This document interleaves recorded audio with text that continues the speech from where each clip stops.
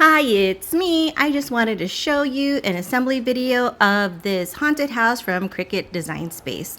I kind of like it when cut files have all these different layers that go on top of each other because it helps make it more sturdy. So depending on where you're going to put this, it will feel nice and sturdy. This is going on my wall. I can either lean it up against my wall or I could stick it to my wall. But when you hold it in your hand, it's going to feel nice and thick.